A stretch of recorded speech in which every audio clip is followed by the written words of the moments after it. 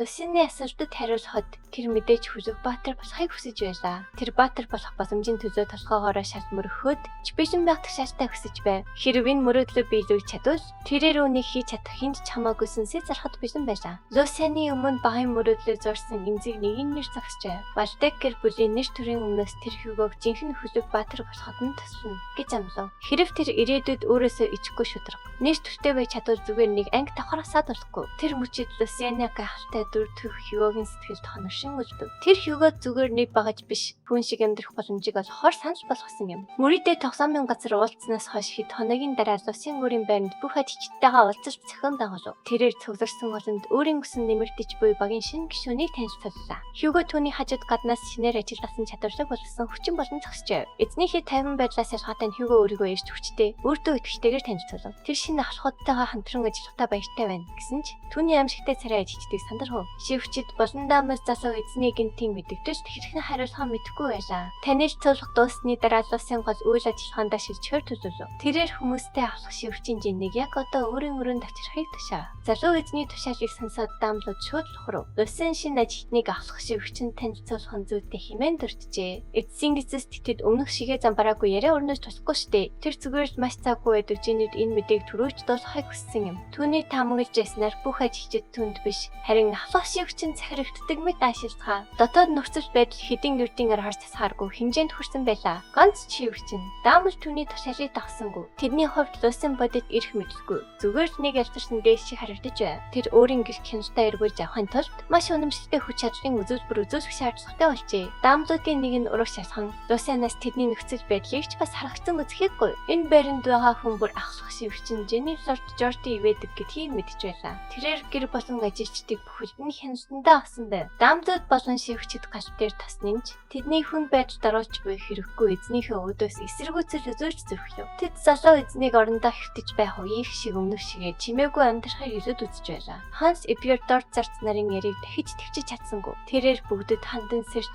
марцсан үргээ сансгаа химээ хашигчв. Энэ гэрийн эзэн бол тэр улаан үст эсвэл төвчхийн аргагүй Жорди биш, залуу эзэн Лусын юм. Энэхүү галзуур шиг хөндлөнөөс ажигсан Хьюго нөхцөл байдлыг тодорхой ойлгож ингийн шийдэл санал болгов. Залуу эзний хор зүгсийг эдгээр тэнийг зарцнаар төрөхөд дэндүү хайрын тул тэр илүү үр дүнтэй өөр аргыг хэрэгж болох юм. Тэр хангалттай сонссон бөгөөд юу хийх ёстойг ойлголоо. Хьюго эзэндээ энэ асуудлыг өөрөө шийднэ гэдгээ итгүүлв. Гэт доотхоо ялгаа байсан хүмүүст үнэнч байдлыг суулгахаар тунч энгийн байдаг. Түүний арга барил баг зэрэг ширүүн байж магадгүй. Түл түнд басын зөвшөөрөл хэрэгтэй зүйлв. Лусын Хьюгогийн толгой хэр хурдан ажиллаж байгаад сэтгэл хангасан байлаа. Энэ нь түүнийг гэрт томэрийг өөрийн болохоор зорьсны гол шалтгаан байсан юм. Энэ удаад азуунхээр түүний талд байлаа. Хьюго харт тамхи боловсруулах анхан шатандаа байсан юм. Хэрв энэ нь арай илүү агсан байсан бол тэр хар шархийг хизээч өөрийн талд даруулж чадахгүй байсан биз. Тэрээр дүүрэн итгэлтэйгээр Хьюгод тэдний хоёулынх нь бодож байсан зүйлийг яг та хийх зөвшөөрөл өгөв. Тэрээр өөрийн шинэ итгэлд хүндээ ажиллахыг эхлүүлэх ногоон гэртийг асаалаа. Байдал нэлээд ширүүн байлаа. Хьюго ажлаа эхлүүлэхээр эсэргүүцэж буй мадлыг залууруу төхөж тэрхүү өчүүхэн зарцын дээрээс дэрэнгүү харав. Тэрхүү хар акулыг ороос харсан хинч байсан айцаас болоод чичирмээр байв. Түүний сүрдмээр бие хаа. Азуурчны харц нь эргэн тойрноо бүрэн дарамтлана. Тэр яг л жигшүүрт хэрэг үлдэж зөрчлөх тийм төрхийн хүншин харагдаж байлаа. Маачлаг залуу Лусаны хаан нэгтэй харанхуй гудамжны танхаа этгээдийг дагуулж ирч гэж дотроо бодов. Тэрээр энэ гэрийн байдлыг мэддэг хүний хувьар тэрхүү том биетэд их цантаагаар зүрхөө өхийг санал болгож зөв талаа сонгохыг Хьюгод санаалав. Бялбалж маачлаг залуу эзэн Жордын хэрцгэлээр айлгаж Хьюгог хөөж явуулахыг оршдог. Эдгээр зарцнаар бүгд эрх мэдэл хэдийн Лусанаас халдсан гэж итгэж байлаа. Тэрхүү аврах танхаа этгээд хэхэн зоосны төлөө Америкад энчин тавих тэнэг хүн биш байлтай. Хьюгод маачлаг залуугийн сүрчин өгс үнэхээр өшөөртэй санагдав. Түүний том нодрох маачлаг залуугийн нүрсөө чигэрч түүнийг шууд унгав. Тэр залуугийн гавлын эсийг хэлбэргүй болгоход ердөө ганцхан цохиж хангалттай байлаа. Цохилтын хүч маш хүчтэй байсан тул тэрхүү их зантай маачлаг залууг өөдснүүд шиг хамгийн ойрхон хан руу шидэв. Хансын нүд нь унах шахсан бол Лусын ийм маратон хөсөөсөндөө өөрийгөө сайшааж байв. Хьюго маачлаг залуугийн хаангүй бие рүү алхорхон төхөж очив. Хүч хэрэглэн ганцхан хөнгөн цохиход тэр залууг үнсээр нөөчж архив. Бусад маачлагууд цайз дотор хүч хэрэглээ гэж чинээр ирсэн хүнийг айн сандран буруушаав. Хар акулт тэдний хоосон сул дараа өг согт хонч нөлөөлсөнгөө. Хьюго яг ийм галзуу навчнуудыг хүмүүжүүлэхтэй гаргууд нэгэн байж таарав. Энэ бол түүний хувьд хамгийн тохиромжтой анхны даалгавар байлаа. Хэдхэн хормын дараа гэрийн ажигчдаас ямар ч эсэргүүцэл илэрсэнгүй. Тэд бүр хүч хэрэглэсэн хамаагүй ахлах шивчин Женнийг авчир гэсэн 3 дугаар залуу эзний тушаалыг дагав. Нүүрэн дээрээ алхтуулсан мөртэй Женни өөрсөн нэрхэрч өөртөө ингэж харцсныхаа төлөө хинч зүгээр өнгөрөхгүй гэдгийг санаалав. Түүний хоосон сүрдүүлгээс айхан оронд хүмүүссэн маачлагууд түүнд дуугүй байж алах гэж хийж өг. Тэрээр өдөртөг сарсан тас хүмүүс өөртөө дугаа өндөрсгөх тасаагүй бай. Тэрээр өөрийг нь эсэргүүцэгчдийг шийтгэн гэж үгсээр байсан ч Лусианы ажлын өрөөний хас хоног итгэж дугаахаараа түүний өмнө нэгэн инээдтэй дүр зураг хүртлээ. Түүний нөлөөнд байсан шивгчд болон бажлагууд алдаахаа хомсож цааш шалнгээр сүгдэхэд хүрсэн байв. Жинигээс айх тэдний айдас хөвгөгийн үзүүлсэн аимшиг дарагцсан байлаа. Энэ зураг 3 дугаар залуу эзэн гараа артаа барин цанхны гацангийн дэргэд сүр жавшинтай зогсжээ. Тэрээр хөжигдсэн ахлах шивгчин зүү ирэж хараад инээмсэглэн гараа дасв. Тэрээр ажилчдын эцэст нь ажиллаа зөв хийж яваад баяртай байлаа. Лусийн түүний хацар дээрх асуудалтай мөрийг анзаарч залуугийн хэд идэх хөцөлтөлөөгүй шүү. Жиний өчүүхэн залуу эзэн өөртөө ингэж харцаад зүгээр өнгөрч чадахгүй гэдэгт итгэхтэйгээр уурсан дүүрсв. Тэрээр бусдын адил Лусины өмнө бүхийхээс татгалзаж залуу эзэн Жортон үүнийг хизээч зүгээр өнгөрөөхгүй гэдгийг тавтан хэлв. Тэрээр хэрв одоо зогсвол өнөөдрийн явцыг ямар нэгэн нацтай ур дагаваргүйгээр өнгөрүүлнэ гэж хэлэх зэрэг харах. Лусийн зөвхөн инээж шадлаа. Тэрээр ширээн дээрээсээ ташуурыг 50 авч дуусгаргүй шивгчин зүү алхав. Дөнгөж хэлж яхад яагаад ийм сайхан зүйлийг дуусгах гэж өдөр урт байна. Түүний ташуурт гарын зангаж байна. Тэрээр авах шивгчин жинийг юу хүссэнээ хэлхийг шаардав. Өнөөдөр дуусгахаас өмнө тэрээр тамийн халахыг тогшогтож чадж байгаа дээрээ бүх зүйлээ харах хэрэгтэй байлаа. Цаазлах нэртдэр үеэс буруутай хүмүүс сануулах хөхөд ашигладаг арга байсан. Энэ нь харагдах байдлын хувьд ч, үр дүнгийн хувьд ч маш өндөр байдаг. Эрдэнэ үндэслэлтэй. Тодорхой байтай бөгөөд хамгийн гол нь үүнийг харсан хүмүүс мартагдшгүй сэтгэлдэл үлдээдэг. Өөрөөр хэлбэл энэ ба шалгарсан зан үе юм. Лусийн гартаа ташуур, барин ахлах шивгчин жин рүү алхав. Тэрээр Лусийн зүү үр томсорсон, жигсэн харцаар ширтв. Тэрээр ямар ч хөвөргүй 50 харцаар эргүүлэн харав. Өнөөдөр тэрээр их гүнд солдорой өршөөлтэй 3 дахь хүү байхаа байсан гэдгийг батж чадна. Тэрээр хуруугаараа төхөн мажлагуудыг дуудав. Тэд жиний хөдлөхгүй талд чанга барьж өвдөгдөө сүрүүлв. Хэдхэн хормын өмнө энэ гэрийг бүрэн хянаж байсан эмэгтэй хөдөж чадахгүй хэцүү. Ийм хэцүү байдалд орсон ч тэрээр Лусианы өмнөөс үг хэлж зөрхлөн. Тэр хүүг сүрдүүлэхээ биелүүлж зөрчихгүй гэж хэлсээр байв. Хэрв хэн нэгэн түүнд ганц ч гэсэн зураас гаргавал залуу эзэн Жортыг зүгээр суугаад харахгүй гэдэг тэр бат итгэжтэй байлаа. Жинний ээжин Жортын хөхөөл их байсан гэдгээр гайхуулав. Тэд яг л ах дүүс шиг хамт өссөн байв. Энэ үед Лусийн түүний хоосон сануулгуудаас хэдийн нөөцсөн байлаа. Энэ бол түүний намжлах сүүчийн боломж байв. Гэсэн ч тэрээр тэрхүү үлэг болсон үгээр дахин тавцаар байлаа. Хэрв тэр эцсийг хүртэл Лусианы ахын нэрийг димий дуудсаар өвхөс үнэхээр инээдтэй амьдрал болох босоо. Хэрв жинэд өөр нөөц хүзэр байгаа бол одоо л гарах цаг нь байв. Тэрээр эвдэрхий радио шиг залуу эзэн Жортыг юу хийх тасаар үлсээр байв. Лусийн оролцож түүний буруу ертөнцийг үзэх үзлийг засах хэрэгтэй боллоо. Түүнд түүнийг асуух хангалттай үндэслэл хэдийн байсан. Түүнийг ясхуурсныг дарамжилсан, үргээ үл биелүүлсэн, тэрхэрсэн, хөрөнгөө зассан хэрэгт буруутгаж байв. Үйлцэн хэрэгүүдээ харуулж Жорттой холбоотой хөхөөж ихийн харьцаанд өөрийг нь аварна гэж итгэж байгаа. Тэр үнэхээр газарсан байх ёстой. Тэрээр энэ ертөнцид их өөрийн байр суурийг маш том өндөрч байлаа. Түүний банк дуртаад байгаа Жортыг хамгийн ихтэй Лусиныг хэд зохиж чадах байх. Тэгэж болов. Хэрв их гүн оролцвол тэр үнийг ч хийж чадахгүй болно. Харин ч эцэг гэртэн дотоод асуудал үүсгэж байсан тэрхүү бүлгийг зөв шийдсэний төлөө Лусиныг шагнаж магадгүй юм. Жени Жортыг гүнгийн хэрэгмийн ертөнцийн залхамжлагч гэдгийг мартаж байгаа бололтой. Тэрхүү хэрэгмэн түүний яг өмнө зогсож буй хүнд ч бас хамаатай байлээ. Анхны уулзалтаараа Лусин түүнд асуудлыг шийдэх боломжийг тодорхой өгсөн. Үүний оронд тэрээр илдүүл хүндэтгэн дээрэнгүү зан гаргахыг сонгосон юм. Тэр энэ байдлыг өөртөө дуудсан билээ. 3 дугаар залуу эзний үннийг хэлхийг сонсоод түүний төсөөлөн замхрав. Түүнийг авчирснаас хойш анх удаа Жени айцаас болоод жижиг эхлэв. Амиа аврахын тулд тэрээр буруугаа хүлээж өршөөл эренгүй харамсалтай нь тэрээр өөрийгөө зүгээр л айцгүй байж гэж бодохоос өөр аргагүй болов. Лусин тэрхүү ташуурыг хамаг хүчээр нь далайв. Арьс мах тасрах, цус өсрөх чимээ ажлын өрөв дүүргэв. Жени баригдсан тухайн мэдээ 2 дугаар залуу эзний чихэнд хурдан хүрв. Жорти өөрийн хөлөг баатруудын хамт Лусины ажлын өрөө рүү яран очив. Түүний нүрэнд санаа зовсон шинжиж байлаа. Тэрээр өөрийнх нь хэрэгцээгүй дүүн ийм эрс шийдэмгийн арга хэмжээ авна гэдэгт итгэж чадахгүй байв. Хэдхэн хоногийн өмнө тэрээр Женигээс тэрхүү зарц нарын байранд дарамжлагдаад тохирсон гэж сонссон байв. Одоо тэр өөрийг нь эсэргүүцсэн хэнийг ч болов ална гэж сүрдүүлж байна. Жортиг гашруулж буй зүйл зөвхөн үгээр зогсохгүй байлаа. Ийм зүйл тохиолдож магадгүй гэд тэрээр Лусины тустай харшид хэдэн хүн байрлуулсан байжээ. Тэдгээр байрлуулсан зарцнаар Женигийн талд орч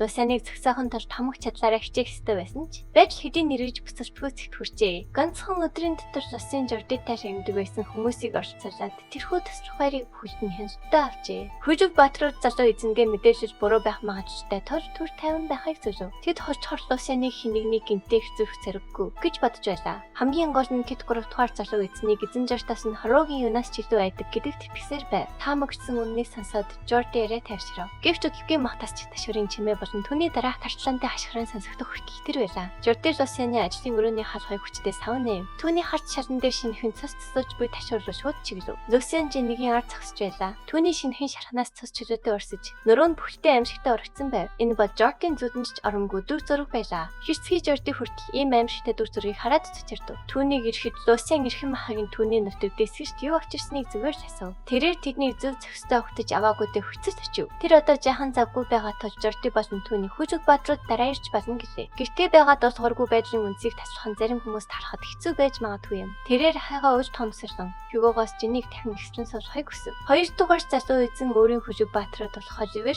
гэрт нарт шуударч Женнийг өөрийн талд тавчрахыг ташаа. Оливер гэрт нар эзнийхээ дуудлагыг дагаж урагш тэмүүлв. Үүний хариуд Лусиан Хьюгод нэгэн аимшигтай тушаал өгөв. Хэрэв хэн нэгэн түүний байгаа газраас 3 алхмын дотор ойртож зөрчилж Хьюго хасах шивчний хоолойг шууд гიშиж олно гэлээ. Лусиан үүний бүх хариуцлагыг дуртай хүлээх болно. Оливер гэрт хоёр түүний галзуурсан мэднүүдийг хараад шууд ласхаа болов. Хьюго гартаа хурц сутуг дараад залуу эзэн Лусианыг тайван байж болно. Хоолойг нь гიშчихэд биш ингээд бассаа тавьшруулав. Хотхны үзүүч Женнигийн ярсыг зүсэж илүү их цус асгарав. Түүний хийж чадах ганц зүйл бол хайрт эзэн Жордогоо дуудан хашгирах байлаа. Хоёрдугаар залуу эзэн хар шаркаас чинжээж утгааны дараа буулгахыг шаардав. Хэрэг тушаал дахгүй бол зөвхөн Хьюгогийн толгой бос түүний бүх гэр бүлийг цаазаар авна гэж тэр мэдэгдэв. Тэдний тасцсан толгойг хотын хэрэмдээр өсгөх болно гэжээ. Жордигийн өчүүхэн занд хийлж Хьюго нүдэж цавцсангүй. Түүний эзэн бол Лорд Лусийн бөгөөд өөр хэний ч тушаалыг дах шалтгаан түүнд байхгүй. Дараа нь юу ч болсон тэр өөрийн үргээ биелүүлж эзнийхээ хүсэл зэргийг даах болно. Жорди энэ нөхцөл байдалд өөрт нь ямар ч хүч байхгүй шууд ухаарав. Тэрээр асуултаа Лусийн шууд чивлүүлж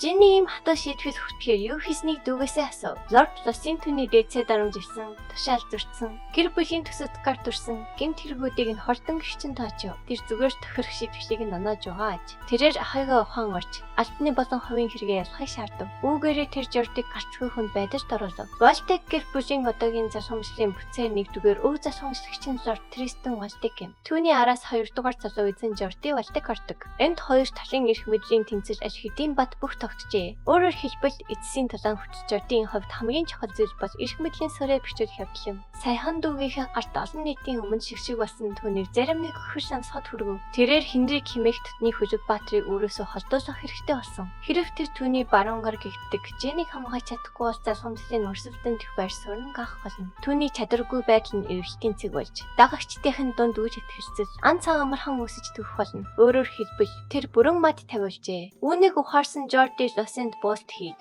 Женнигийн амийг өшөө хэрчэн сэтгэлээсээ гуйв. Түүний хүлэг баатрууд Ханс болон өрөөнд байсан бүх зарцнаар мэл хайхав. Гэрч Хьюго өөр байлаа. Тэр бандаа анхаарлаа хандуулж хотоо барьсаар байв. Лусиан дахихын сүржиг нь инээдтэй санагдав. Тэр нуршийн нэг үг энэ хэргийг нуун дарагдуулахад хангалтгүй. Өөрийнх нь нандин гэр бүлийг өмөлхийг зөвшөөрсний дараа зүгээр нэг үг хангалттай биш юм. Жорди өөрийнхөө хэлийг алтаар бүрсэн гэж боддог болтой. Бүх хязгаарчнууд аж хам гэдгийг тэр дахин бодлоо. Одоогоор тэр зүгээр дагаж чижээв. Тэр Жордогоос яштай тавьж өгөх нь түүний хувьд юу гэсэн үг болохыг асуув. Энэ нөхцөл байдалд ямар ч ялалт хийж байхгүй. Лусийн зүгээр 3 дахь залуу эзний өөргөө биелүүлж байна. Өөр юу ч биш. Үүнээс гадна ахлах шивхчийн хинэгч ямар ч зэрэг зэндаг ус хараасан өшөө харахгүй. Гэмт хэрэг үлдсэн. Хэрвээ энэ хэргийг нугаад өнгөрүүл хүмүүс Валтек гэр бүлийг юу гэж бодох вэ? Лусийн ч гэсэн энэ хэргийг ингээд орхимоор байгаа ч хуулиар гаргүй хүлэгдсэн гэдгийг хэлв. Түүнд урсгал сурж, иш тоож бус үйлчлэгийг нүдэ анаад өнгөрөх ямар ч шалтгаан байхгүй. Жорди шүдээ 100 нударгаа зангидав. Тэр Лусианыг элдв 7 мэрхэ болж шаардлагаа шууд хэлхийг шаардав. 3 дугаар залуу эзэн эрт дээр үес бусдын хөрөнгөнд гар хөрхийг ижил төвшин шийтгэдэг байсныг дурдав. Хэрэг буруу төдөгч хулгайсан мөнгө хэд тэрхэн нугалж төлбөж тэр энэ хэргийг зүгээр өнгөрөөж магадгүй юм. Хангалттай үн өгвөл Лусиан уужиж мартаж чадах байх. Одоо Жордигоос асар их хэмжээний мөнгө гарах хэсэг нь шалтгаална. Энэхүү өмнө намцсны дараа Валтек гэр бүлд бүх зүйл хэвийн байдалтай оров. Их гүн Симон Валтек хөвгүүдийн хооронд юу болсон талаар эргэцүүлэн бодож байв. Ахлах шивгчийн нэдвийн түнд юу болсон болон энэ хэрэг хэрхэн шийдэгдсэн талаар хатэлхэрэнгүү тайлан өгчээ. Эхэндээ гүн талангийн өвөр үнэн зүгээс хий шалгах шаардлагатай гэж үзсэн. Эдвин өөрөө энэ хэргийн тайлан шалгасан тул Сигмон үнийг бодит үнэн гэдэгт итгэвчтэй байж болохоор байв. Эцэст нь Жорди хулгайлагдсан тэтгэнгийн мөнгийг 10 дахин нугалж Лусианд их хэмжээний мөнгө төлөхөөр тохирцов. Эдвиний тайланд Лусианы өргөн шаргалсан таринагчдыг хортон устгасан Хьюго хэмээх Лусианы шин цэргийн тухай болцсон байв. Үүний үр дүнд 3 дахь залуу эзэн өөрийн өргөө бүрэн хяналтандаа авч цайцын бүсэд хэсгээс илүү чанга харуул хамгаалалттай газар болгов. Эдвинтэй уулзаж бодит байдлыг тодруулсны дараа их гүн Сигмон Лусианыг ярьцгаар дуудав. Эцгийнхээ дуудлагыг дагаж 3 дахь залуу эзэн чадах чинээгээрээ хурдан эцгийнхээ албан өрөөнд ирэв. Сигмон хүүгээ гүйлхийж хараад түүний харц өмнөхөөсөө өөр болсныг мэдрэв. Их гүн түүний саяхан гаргасан өмнөний талаар асуухад Лусийн энэ бол зүгээр нэг үмэн биш гэж эцгийнхээ үгийг засав. Тэр зүгээр эзнийхээ эрх мэдлийг ч хүлээн зөвшөөрч чадахгүй газар цэнэрт сургамж өгсөн аж. Гэрч тэгснээрээ тэр ахынхаа нүрийг узал зөөсөн юм. Сигмунд түнд Жорди энэ хэргийг удаан хугацаанд мартахгүй гэж анхааруулв. Тэрээр 3 дахь хүн энэ дарамтыг дааж чадах хэсгэд эргэлдэж байв. Лусийн энд даах эсвэл даахгүй байх зүйл байхгүй гэж үгүйсгэв. Тэрээр язгууртнуудын нэдлээр зөвхөн зөхөх шатлан захирахаас дэг журмыг сахиулсан гэсэн байр суурьндаа үлдэв. Хэрв тэр ирээдүйн үр дагавараас айж имэжлэхийн үргээс цогтвол яаж ч тэр нэрийг бахархтайгаар арч авч чадах вэ? Тэр зүгээр гэр бүлийнхээ нэр хүндийг гутаахгүй сонгож хийсэн юм. Түүний хариулт эцэгт нь таалагдсан бололтой. Их гүн Жорди ирээдүйд чирүүл үдсээр байх болно гэдгийг санаалав. Хэрв тийм зүйл болвол хариу зөвхөж өгөх нь Лусийн эрх юм. Гэхдээ тэр мөргөжтэй нэг гэр бүл болно. Тэрний нэр хүндэд хөрс очруулах хэмжээнд хүргэж болохгүй гэдгийг санаж явах ёстой. Сигма мөн хинэн зөв. Буруу байхаас үл харгалзан Жордигийн талд зогсно гэдгийг онцлов. Лусийн ийм илэрхий тас цасан явдлыг 109-оор эсэргүүцэв. Эцэг нь түнд энэ шийдвэрт буугаах гэж хэлв. Жорди заримдаа яруу байж болох ч тэрээр гэр бүлд ихээхэн хувь нэмэр оруулдаг чадварыг өдөртөгч юм. Үүний эсрэгээр Лусийн гавья байгуулахын оронд бүтэн нэг жилийг өрн тарин хийж дэмий өнгөрөөсөн. Гэр бүлийн тэргүүний хувьд гэрт идэвхтэй хувь нэмэр оруулдаг хүнийг хамгаалах ханжаамсны хэрэг юм. Түүний үгс хатуусан сүлдэж болох ч Лусийн цаад өтхийг нь уншиж чадчихвэ. Хэрв тэр андуураагүй бол эцэг нь түүнийг хайгаад аваад Гернгар гэж хэлж байгаа мэт сонсогдов. Их гүн Сигмунд түүнийг хүч чадлаа зузаатгаж Вальдаг гэр бүл идэвхтэй хувь нэмэр оруулахыг хүсэж байна. Үүнийг хийж чадвал тэр асуултынхаа хариултыг олох болно. Энэ хүн түүний хямралын мэдрэмжийг нэмэгдүүлж илүү хордонгүй хийх хичээж байна гэж Лусийн дүгнэв. Хэрв тэр яг одоо энэ тодорхой мэдээж хийж байгаа бол засамжлын бүтцэдгүй бүрмсэн шийдэгдэнэ гэсэн үг юм. Хожим тухаас нь өмнө бусад ахнараасаа давах боломж бүрийг хашаалт гэсэн эцгийнхээ торио зөвлөгөөнд тэрээр битүүхэндээ сэтгэл хөдлөв. Тэр бүх аавнаар ийм байдаг болов уу гэж гайхав. Их гүн хүүхдийнхээ төлөө ингэж их санаа зовж байгаа бол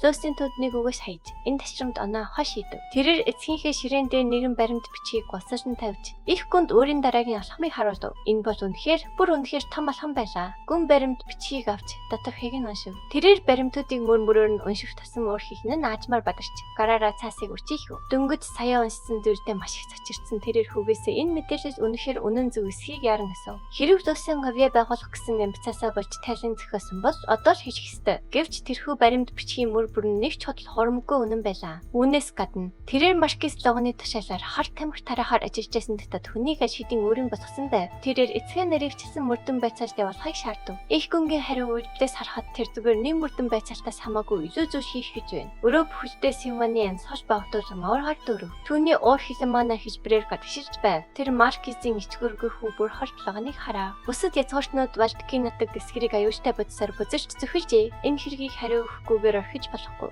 Лусийн анхудаа эзэнт гүрний хамгаалдаг элдийн хүчийг мэдрэв. Вальдек гэр бүлийн эзэн бол оролдож болох хүн биш юм. Энэ байдлаараа тэр ч гэсэн саманд өртөж магадгүй байв. Эцгийнхээ уур хилэнгээс өртөж Лусийн цааш нь өрөөжлүүлэн ярьж зөрхлөв. Хэрв тэд энэ хэргийг эзэн хаанд мэдгэцэн ч Логон гэр бүл хүүгээ зөрөөслөд шийдвэрлээс мөчрөх хангалттай хугацаатай болно гэдгийг тэр тааварсав. Бүх оролцоонд тэдний харийн хотолтооны компани болох бахан хотолтооны гişдэг дамжин хийгдсэн. Ил харагдах байдал дээр Маркизийн шууд оролцсон ямар ч уул мөр байхгүй. Түүнчлэн илүү хүчтэй шахаж гүн хон байдлыг улам дортолох болно. Одоогийн байдлаар эзэн хаан фракцуудын мөргөлдөөнөөс боломжиж байгаа бөгөөд эзэнт гүрэн зайшгүй үний голд орж ирэх болно. Сигмунд арай гэж тагшраад хүүгийнхээ улс төрийн сархаг мэдрэмжийг бишгэжээ. Маркс Логон тэдний агуу гэр бүлийн эсрэгийн улаан цам хож бос үйлдэл хийсэн ч хүн шийдгүүлж баг зэрэг мөнгөөр торгуулаад өнгөрнө гэж Лусийн таамаглав. Вальдек гэр бүлийн эсрэг тэрслүү гэмт хэрэг зөвхөн үлдсэнийхэн төлөө ядч харийг нь автлах ёстой биш үү? Хүүгийнхээ саналыг төр эргэцүүлсний эцэст их гүн сонго сэтгэл хөдлөлөө барьж авлаа. Тэрээр энэ нэмзэг нөхцөл байдлыг хүн яг яаж шийдвэрлэхийг нэгт нэгэнгүй сонсохыг хүсв. Хазаар Лусийн бэлтгэжтэй байлаа. Тэрээр Марис гэр бүлийг өрхөд харахаа аль хэдийн олцсон байв. Энэхүү төлөвлөгөөнд түүний талд сайхан урууж орсон Хьюго хэмээх дотоод хүн багтжээ. Тэр хүнд ямар ч хэрэг зэрэг байхгүй ч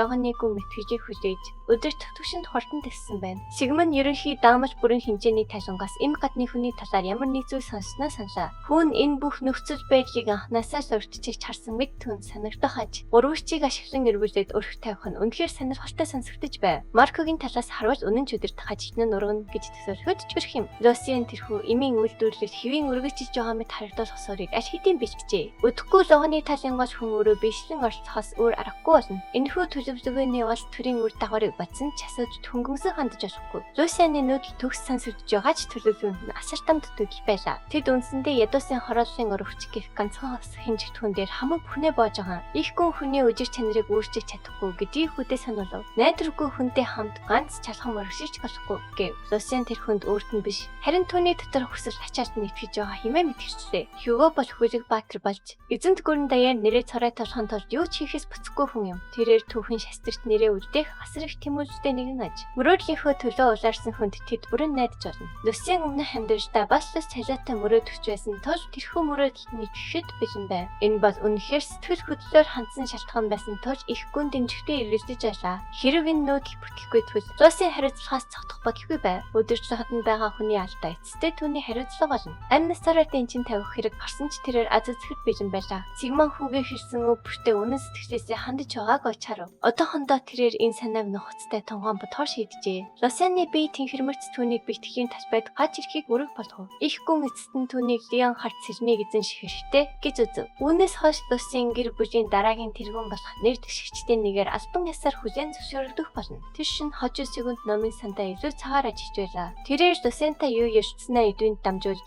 ерөнхийдөө мал энэ том алдаа гаргасандаа хүлцэж өчөв. Балтек гэр бүлийн зэрэг басан гэхээм энэ жигсүрт хэрэг түнд мэдээлэлгүй үлдээжсэнд өвгөн бичиж байлаа. Их гүн эдүнийг зөвхөн хөлийн асуудал анхааруулснаас болсон гэж хариуцлагыг өөртөө авав. Ерөнхийдөө мал одоо ч хангалттай их ажилтай байгаа бишээ. Лусенийн бусармаг явдлыг хяналтаас гарахаас өмнө нэвтрүүлсэн тэдний аз байлаа. Бүрэнхэрт лохон өөрийн оролцоогоо нөхөн тулд хамаг хүчээд ажиллажээ. Эцсийн эцэст энэ нэмийн зорилго нь ашиг олох эсвэл эрх мэдлээ тэрх явдал байсангүй. Энэ нь Малтек гэр бүлийн нэр хүндийг зориуд гутаах гэсэн баттай санаа хас байв. Ландрансын ирээдүйд ямар нэгэн хувилдаан зохион байгуулахдаа ийм бохир тактикийг шаарддаг болгон ашиглах бодолтой байгаа. Эзэнт гүрний өнөөгийн байдлыг мэдсээр байж зарим эзгортнууд ус төр хорсон хэвээр байна. Хамгийн гол нь секунд Хьюго хүний талаар илүү нарийн хичээлсэн талин авахыг хүсжээ. Эдүний судалгаагаа Хьюго бол гаднаа мөрийтэй тоглоомын газар ажиллаулдаг жирээнийг танхаа итгээд юм. Гэвч бодит байж дээр тэрээр дал ертөнцийн хурцтай эзэрж буй шинэ байгууллагын өдөртөгч байв. Цаасан дээр тэр хэний ч доороор хүн биш. Бөгөөд үүнээс үзэхэд 3 дахь хүү тэрхүү харакушийг номхотгосон нь бүрч гайхалтай байлаа. Эдүн энэ хүү чадварлаг нүүдлэр Лусаны гайхалтай өсөлт хөгжилтэй холбоотой тайлбарлав. Их гүн яагаад ч юм Лусаны энэ өөрчлөлтийн цаана харагдаж байгаагаас илүү гүн гүнзгий зүйл байгаа мэт мэдрэмжийг төрүүлв. Хьюго залмих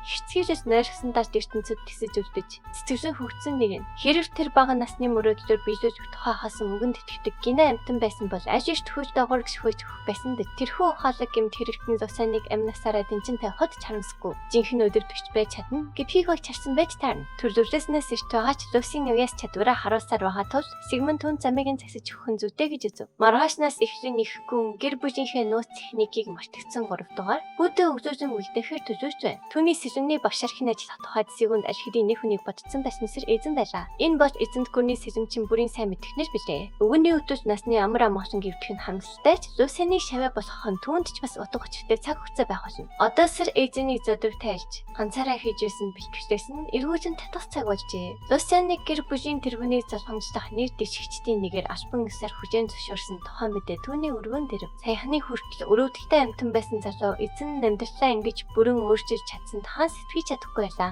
Ховын зарцсан уйлд буй хүүхэд шиг Лусанаас зурсав. Хьюго дундуур нь орж түүнийг ямар ч жингүү мэд өргөж авах шаардлагатай болов. Би туршлагын зүрэг үл харгалзсан Хьюго хансыг авах хэмээн хүндэтгчтэйгээр дууддаг байна. Харакус залуу эзнээ авьяас чадварыг харгалзсан үзүүр залхамжлагчаар сонгогдох нь зүй ёсны хэрэг гэж үзжээ. Эзнийх нь ирээдүйд явах замыг бодож тэрээр авах хансыг Лусаны баруунгаар шиг зохисоор ажиллахыг уриалав. Залуу эзний баруунгаар гэж дуудах нь хансын талхад гайхалтай бодлуудыг төрүүлв. Тэрээр өөрийгөө осон талаар дотоод дулмаа хിവэр байгаа хэмээн дараахан хэрэг зураа аман чихэндээ. Хүчтэй улайж байлаа. Хьюго шиг чадвартай дүү хажууд байхад тэрээр энэ цалыг зөөж зөрчихгүй гэв. Хьюго хансын хурамж даруй занг даган баясаж түүний хүүхэд шиг өргөж болгонгаа маталаар божаалаа. Харакус ханстай харьцаж байгаа байдал нь туршлагатай ажилтны ялгааг тодорхой харуулж байв. Лусент мөн Хьюгогийн үгийг дэмжиж дугарлаа. Энэхүү мэдээг гэр бүлийн бүсэд гишүүдэд албан ёсоор заршихаас өмнө Ханс Хьюго хоёр Лусенаас хамгийн түрүүнд сонссон. Хансын зөөлөн зан чанар нь заримдаа сул тал болж харагддаг тэр хүлээн зөвшөөрөх ёстой. Тийм байсан ч тэр хүү залуу эзэндээ үнэн сэтгэлээсээ санаа тавьдаг үлээ. Түүнд хамгийн хүнд хэцүү өдрүүдэд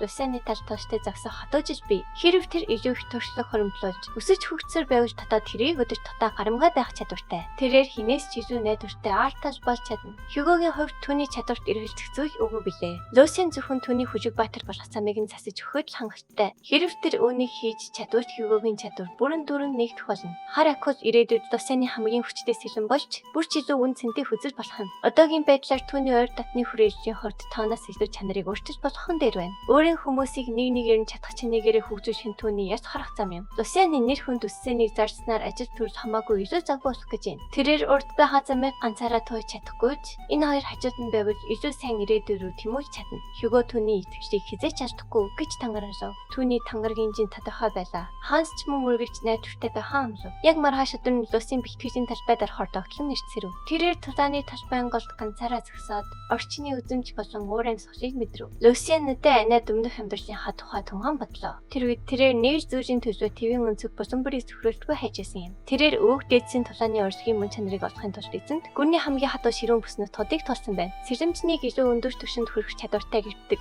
сэлэмний хэлбэрүүдийн санаанд тэрээр автцсан байв. Бодит байдал дээрх тоолж башгүй олон сэлэмний хэлбэрүүд дундаас илүү өндөр түвшний гүнзгий шатны сэлэмний хэлбэрүүд оршдог. Тэрээр нохошир устгсан. Гэрч хайлтынхаа төгсгөл түүний олсон зүйл нь түүний төлөв их хүсэж байсан. Гүнзгий шатны сэлэмний хэлбэрч биш. Хүжиг баатар нарын хамаадуудын дадлаа хийдэг дунд шатны сэлэмний хэлбэрч байсангүй. Түүний зүтгэхийн үр дүнд орсон царин ганц зүйл бол шинэхэн хүжиг баатар нарын ашигладаг доод зэрэгчлийн хувьчбар байв. Яц хурдан цэсгүйгээр жинхэнэ хүч чадж хүрч чадахгүй гэх хатуу үнэн тэрээр алгадуулав. Жирийн нэг хүсний цэргийн хувьд тэрхүү доод зэрэгчлийн сэлэмний хэлбэрийг сорохч өгөн боломж олцсон нь асартай мад загшаанд тооцогдож байв. Тулааны ташбарт салааны ха дайчдыг хамгаалж чадахгүй өрөх босгондоо тэрээр өөрийгөө ямар өчүүхэн бэ гэдгийг мэдэрдэг байлаа. Тэрээр үнээс гадна улам бүр тарчиж байв. Тэр жинхэнэ сэлмийн техникийг маш ихээр хүсэж тэмүүлж байлаа. Өмнө нь түүний чин сэтгэлээсээ хүсдэг байсан тэр зүйл одоо гардаар нэрчээ. Балтик гэр бүлийн засамжлагчид болон тэдний хамгийн татны туслахуудад л усамжлагддаг энэхүү эртний сэлмийн техникийн дээд түвшний техникүүдийг чухал давна. Өнөөдөр тэр хүн бүрийн хүсэмжид лайнхарт сэлмийн техникийг сорох боломжтой өдөр юм. Түүний толгойд маш олон боломжууд эргэлдэж байв. Тэр үнэхээр хэр зэрэг агуу сэрэнчин болж чадхаас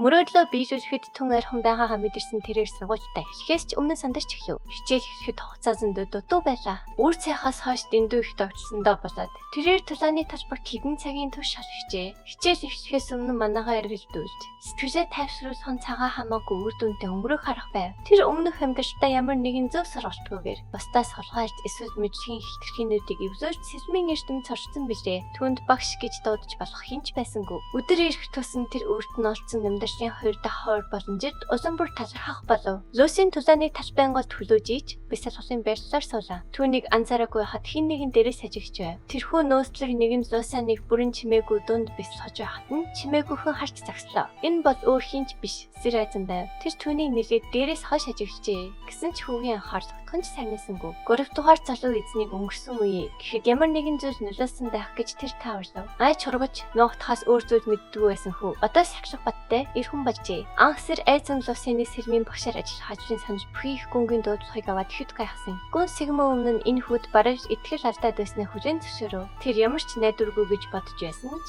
одоогийн Лусиныг хараад хүүгээс олон үн цэнтэй толгойг олж харжээ. Их гүн энэ ажлыг хөршин эрд төр зүрийн садарт хэмээн танилцуулсан юм. Сэр Айзен Европсын авиасыг олж харах сигманы нарийн мэдрэмжид итгэдэг байв. Гэвч авиасаас илүү өөр нэг зүйл их гүнгийн сэтгэлийг татжээ. Түүнийг үнэхээр гайхшруулсан зүйл бол Лусины сэтгэл зүйн хандлага байлаа. Тэр үүнийг үгээр тайлбарлаж чадахгүй ч Сэр Айзен хүүг өөрийн биеэр хармагцаа юу гэснийг шууд ойлгоно гэдэгт итгэвчтэй байв. Одоо цагт ирэхэд Сигмийн гигэ Айзенбренер яг сигманы яриад байсан зүйлийг өөрийн нүдээр харж байна. Энэ дэлхийд Сигмийн гигэн гэдэг нь манаагийн иргэжтийн дэд хязгаарт хүрсэн. Бүрэн сэржийн нээсэн тун цөөхөн нөр бүсийн хүмүүс байдаг. Энэ бол сэрмийн урсхийн төлөлийн өргөжт хүрсэн хүмүүст олгодог хамгийн дэд цаас хэрэгэм юм. Эзэнт гүрний урт удаан төхөнд энэ өргөжт хүрсэн хүн маш цөөхөн бөгөөд тэд эзэнт гүрний бүх сэрэмжтийн хувьд шигтэн байв. Тэд бол бурхнаас өөрсдөө амьд дамаг биш. Тийм агуу дамагт дөр одоо Лусианы өмнө зогсож байна. Залуу эзний уул хаштан гайхшилаа. Лусианы өмнө гинт зогсох тэрхүү агуу дамагт дүүх юм бэ? Түүнийг юу хүлээж ийн вэ? Дараагийн хэсэгт бүх нууц тайрагдана. Дараагийн хэсгийг бусдаас төрүүлж хамгийн ихэнд үзхийг хүсвэл бэлгэсэн дэх төрийн банкны данс руу 5,000 төгрөгийн хандив хийгээрэй. Тэгвэл дараагийн хэсгийг таны дараа гаргаж өгье. Таалагдсан бол лайк тарч, сувглон маань заавал бүтгүүлээрэй.